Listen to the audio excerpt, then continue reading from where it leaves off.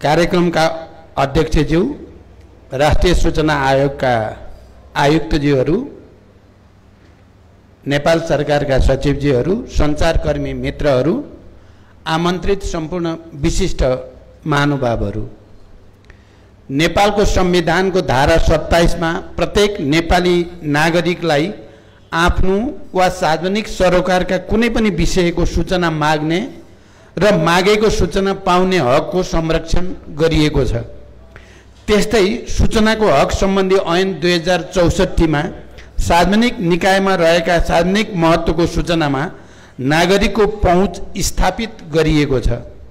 संयुक्त राष्ट्रसङ्घले घोषणा गरेको दिगो विकास लक्ष्यको सूचकाङ्क मध्ये 16.10.2 मा समेत सूचनाको हक सम्बन्धी सूचकाङ्क समेटिएको पनि छ। नागरिकको महत्त्वपूर्ण अधिकारको रूपमा सूचनाको अधिकारलाई ग्यारेन्टी गर्ने सूचनाको हक सम्बन्धी कानुन नेपालमा लागू भएको 16 वर्ष पुरा भई 17औं वर्षमा प्रवेश गरेको छ। म सबभन्दा पहिला त राष्ट्रिय सूचना दिवसको यस अवसरमा सबैलाई हार्दिक बधाई भन्न चाहन्छु। मलाई अहिले पनि सम्झना छ 64 सालमा तत्कालीन संसदमा सरकारले दर्ता गराएको सूचनाको हक सम्बन्धी विधेयकप्रति धेरै अधिकार कर्मीको असहमति रहेको थियो। मेरै पहलमा तत्कालीन सञ्चार मन्त्रीलाई उक्त विधेयक फिर्ता ल्याएर विज्ञ साथीहरू समेतको सुझावको आधारमा अहिलेको कानुनको मस्यौदा गरिएको थियो। यो जानकारी म गराउन चाहन्छु र यसलाई संसदबाट सहजै पारित पनि गरियो। नेपालको सूचनाको हक सम्बन्धी ऐनलाई विश्वका उत्कृष्ट ऐनहरूकै सूचीमा राखिएको थियो। नेपालमा सूचनाको हक सम्बन्धी कानुन लागू भएको लामो समय हुँदा पनि नागरिकले जुन रूपमा यो अधिकारको व्यापक प्रयोग गर्नु पर्ने हो, पाउनु पर्ने हो, त्यस अनुरूप भने हुन सकिरहेको छैन।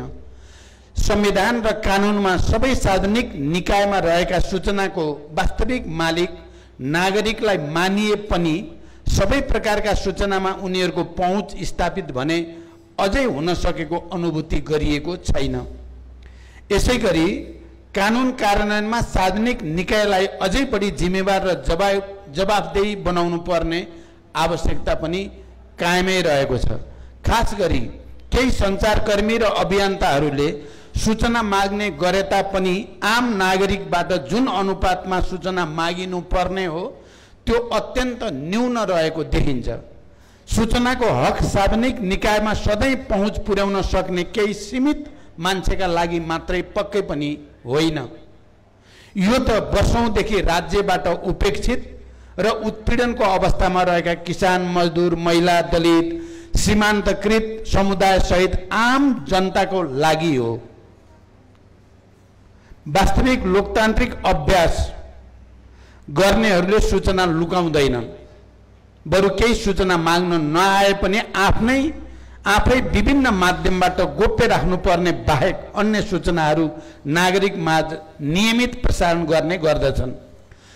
सरकार र हरेक सार्वजनिक निकायले अनिवार्य रूपमा आफूले गरिरहेको काम, नागरिकले पाउने सुविधा, तोकिएको बजेट र त्यसको खर्च सहितका सबै विवरण नियमित रूपमा सार्वजनिक गर्नै पर्दछ। नागरिकहरूले घर वा कार्यस्थलमै रेडियो, टेलिभिजन, पत्रपत्रिका, अनलाइन सहितका विभिन्न सञ्चार माध्यमबाट सार्वजनिक निकायमा रहेका हरेक सूचना थाहा पाउनु पर्दछ। सूचनाको हकको प्रभावकारी कार्यान्वयनले सरकारका काम कारबाहीलाई लोकतान्त्रिक पद्धति अनुरूप खुला र पारदर्शी बनाई शासकीय संयन्त्रलाई आम नागरिक प्रति उत्तरदायी, जवाफदेही र जिम्मेवार बनाउँछ। राज्यका सूचनामा आम नागरिकको पहुँच र सहभागिता अभिवृद्धि गराउनु लोकतान्त्रिक प्रणालीको वास्तविक संस्कार पनि हो। लोकतान्त्रिक पद्धतिमा राज्यका हरेक क्रियाकलापहरूमा नागरिकहरूले जान्ने, बुझ्ने र सुन्ने अधिकार मात्र होइन, राज्यका संयन्त्रलाई नागरिक प्रति जवाफदेही बनाई सुशासन र पारदर्शिता कायम गर्न लगाउन सक्दछन्। लोकतान्त्रिक व्यवस्थामा नागरिकका अधिकारका रूपमा सूचनाको अधिकारको सुनिश्चित गर्नुको अर्थ राज्यका शासकीय संयन्त्र तथा राजनीतिक दल र संस्थाका काम कारबाहीमा जननिगरानी जननियन्त्रण र जनखबरदारी बढाउनु पनि हो र खुला पारदर्शी र सुशासन युक्त समाज निर्माण गरी जनसहभागितामूलक लोकतन्त्रको असल अभ्यास गर्नु हो। लोकतन्त्र र पारदर्शिताको एक महत्त्वपूर्ण स्तम्भ मानिने सूचनाको हक कार्यान्वयनमा centre for law and democracy संस्थाले गरेको अध्ययनमा विश्वव्यापी वरीयतामा नेपाल 22औं स्थानमा छ। उता भ्रष्टाचार अवधारणा सूचकाङ्क करप्सन पर्सेप्सन इन्डेक्समा भने नेपाल 110औं स्थानमा रहेको छ। सर्वेक्षणहरूलाई दृष्टिगत गर्ने हो भने नेपालको नतिजा सन्तोषजनक होइन। सार्वजनिक पदाधिकारीहरूको काम कारबाही बारे जनताको कम निगरानी, नागरिक समाजलाई राज्यको सूचनामा पहुँच कम हुने अवस्थाका कारण भ्रष्टाचार मौलाउँदै जाने खतरा हुने हुँदा यसप्रति हामी सबैको ध्यान जान जरुरी छ। सूचना प्रविधिको समयानुकूलको तीव्रतर विकाससँगै नेपालमा सार्वजनिक निकायहरूमा डिजिटल गभर्नेन्सको प्रयोग बढाउनु पर्ने र सूचनाको हकलाई आम जनतामा रक्त सञ्चार गरी भ्रष्टाचारलाई नियन्त्रण गर्न जनता ब्युजिने महाअभियान नै सञ्चालन गर्नुपर्ने देखिन्छ। जनतासँग प्रत्यक्ष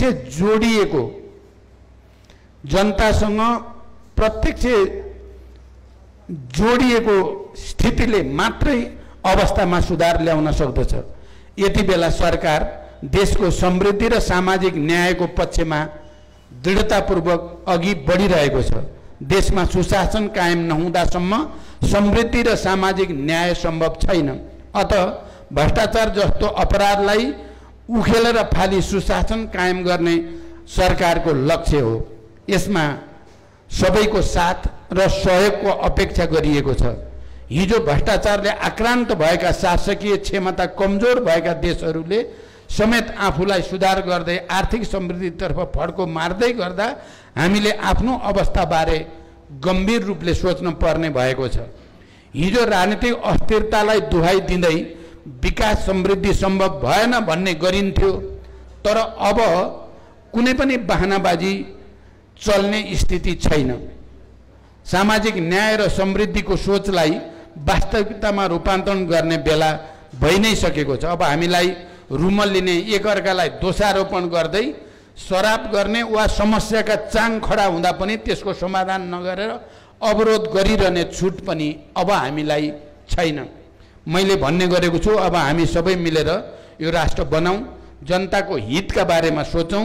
राष्ट्रिय समृद्धिका लागि सरकार, सबै राजनीतिक दल, निजी क्षेत्र, नागरिक समाज सहित सबै सार्वजनिक निकाय गोलबन्द र एकताबद्ध हुन म यस अवसरमा विशेष आह्वान पनि गर्न चाहन्छु। हामीले सङ्घीय लोकतान्त्रिक गणतन्त्र ल्यायौँ, यो सामान्य दबावले आएको कुरा पक्कै पनि होइन। यसका लागि युद्ध र आन्दोलनहरू भए, लाखौँले सङ्घर्ष गरे, हजारौँले बलिदान दिए। यो हाम्रो गर्वको इतिहास हो। तर देशको रूपान्तरणको विषय यहाँसम्म सीमित गर्दा मात्र पुग्दैन। हामी समाजवाद उन्मुख दिशामा छौँ। हामी व्यवस्था परिवर्तनका संवाहक बने पनि जनताको यथार्थ अवस्थामा परिवर्तन नल्याउँदासम्म सामाजिक न्याय र समृद्धि पनि प्राप्त हुँदैन। दूर दराजका किसान र श्रमिकले महसुस गर्ने गरी हाम्रा प्रशासनिक संयन्त्रहरूलाई जनता सँगसँगै हिँडाउने सहभागितामूलक सेवामुखी संरचना रूपान्तरण गर्न जरुरी छ। अनि मात्र राज्यमा असल लोकतन्त्रको अभ्याससँगै सुशासन र पारदर्शिता कायम गर्न सकिन्छ। वास्तवमा राज्यका सार्वजनिक निकायबाट भए गरेका काम कारबाहीका सूचना माग गर्नै नपर्ने अवस्थाको सृजना गर्दा यसबाट सरकार र जनता बीचको विश्वासको वातावरण पैदा हुन्छ भन्ने कुरा सत्य हो। वर्तमान सरकार सुशासन प्रवर्धन गर्न, सूचनाको हकको कार्यान्वयनको लागि प्रतिबद्ध सैद्धान्तिक रूपले रहेकै छ। सरकार मातहतका सबै निकायलाई खुलापनमा आधारित प्रशासनिक संस्कार र पारदर्शिताको माध्यमबाट जनतालाई आफ्ना काम कारबाहीबारे बोध गराउने विषयमा प्रयत्नशील रहने प्रतिबद्धता पनि म यस अवसरमा व्यक्त गर्न चाहन्छु। म प्रधानमन्त्री भए लगत्तै त्यस अघिको सूचनाको वर्गीकरण सम्बन्धी प्रस्तावमा यहाँहरूको गुनासो रहेपछि त्यसलाई स्थगित गरी सूचनाको हक सम्बन्धी कानुनलाई कमजोर नहुने गरी वर्गीकरण गर्न निर्देशन दिएको यहाँहरू सबैलाई अवगत नै छ। यसै वर्षदेखि कक्षा 8 को पाठ्यक्रममा पनि सूचनाको हक सम्बन्धी विषय समावेश गरिएको छ। यसका अलावा सरकारले सूचनाको हकको कार्यान्वयनको लागि विभिन्न संरचनागत संयन्त्र र कानुनहरू निर्माण गर्ने तय गरेको छ। सूचनाको हकलाई कार्यान्वयन गराउने महत्त्वपूर्ण संयन्त्र सूचना आयोगलाई अझै बलियो र सशक्त बनाउनु पर्ने महसुस गरी मेरै पहलमा हालै सरकारी भवनको व्यवस्था गरिएको छ। आयोगलाई अझ सशक्त बनाउन यसको संरचनात्मक सुधार आवश्यक छ भन्ने महसुस मलाई भएको छ। यसका लागि आयोगलाई सरकारका तर्फबाट अन्य आवश्यक सहयोग साधन स्रोतको सहयोग समेत यसमा पर्दछ दिलाउन पनि म प्रतिबद्धता व्यक्त गर्दछु। राज्य संयन्त्रका सूचना विवरण तथ्य र तथ्याङ्क सङ्कलन र अद्यावधिक गर्ने कार्यलाई समय सापेक्ष प्रविधि मैत्री बनाउन पनि त्यत्तिकै आवश्यक छ। देश सङ्घीय गणतन्त्रमय भए तापनि समयानुकूल पुराना कानुनहरू संशोधन नहुँदा त्यसको प्रत्यक्ष असर सरकारको काम कारबाहीमा परेको छ। यसैगरी राज्यमा भ्रष्टाचार नियन्त्रणका पनि सूचना लिने मात्र होइन दिने संस्कारको विकास गर्न आवश्यक छ। सार्वजनिक निकायमा घुस, ढिलासुस्ती, गलत निर्णय, अपारदर्शी व्यवहार जस्ता विषयमा सूचना दिन उत्प्रेरित गर्न सूचनाको साक्षी संरक्षण सम्बन्धी कानुनी व्यवस्था गर्न पनि जरुरी भइसकेको छ। त्यस्तै विश्वमा भ्रष्टाचार नियन्त्रणको क्षेत्रमा प्रयोग भएको नयाँ प्रविधिमा आधारित ब्लकचेन टेक्नोलोजीको पनि हामीले अध्ययन गर्न आवश्यक छ। अब सार्वजनिक ओहदामा रहेका हरेक व्यक्तिको सम्पत्ति सहितका व्यक्तिगत विवरण गोप्य राख्ने प्रचलन हटाउन पनि कानुनी व्यवस्था गर्न जरुरी देखिएको छ।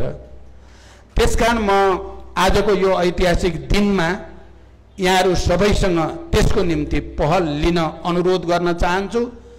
सरकारको तर्फबाट कोसिस भएको छ। यहाँ अघि मात्रै आज सम्मानित हुने सविताजीले पनि केही कुरा राख्नुभयो।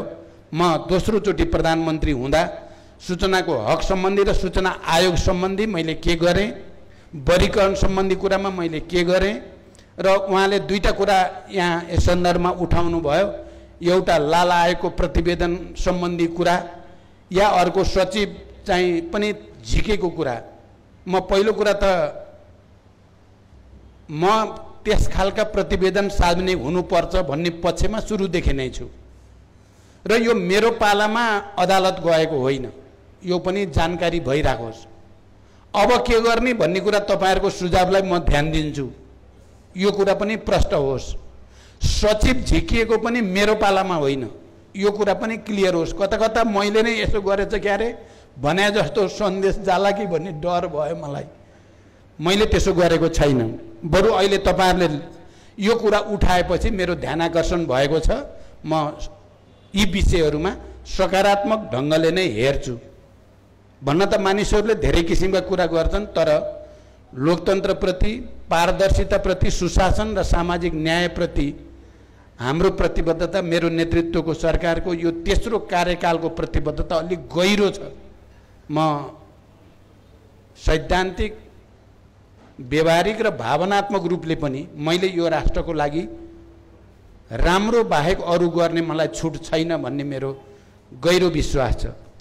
सार्वजनिक महत्त्वको सूचनामा नागरिकको सहज पहुँच पुर्याउन, नागरिकको सूचनाको हकको सम्मान गर्न, कानुनले निर्दिष्ट गरेकै अवधिभित्र सूचना मागकर्ता नागरिकहरूलाई सूचना दिन, सूचना माग र प्रवाहको अलग्गै अभिलेख राख्न, सूचनाको वर्गीकरण गर्न, सूचनादाताको संरक्षण गर्न, सूचना प्रवाहकै माध्यमद्वारा आम जनतामा सुशासनको अनुभूति दिलाउन सरकार प्रतिबद्ध छ। र राष्ट्रिय सूचना दिवसको यस अवसरमा म सरकारी कार्यालय, राजनीतिक दल, गैर सरकारी संस्था, निजी क्षेत्र र कानुनद्वारा स्थापित सबै निकायले सूचनाको हक सम्बन्धी कानुनले निर्दिष्ट गरेको दायित्वलाई पालना गर्न अनुरोध गर्दै बिदा हुन्छु।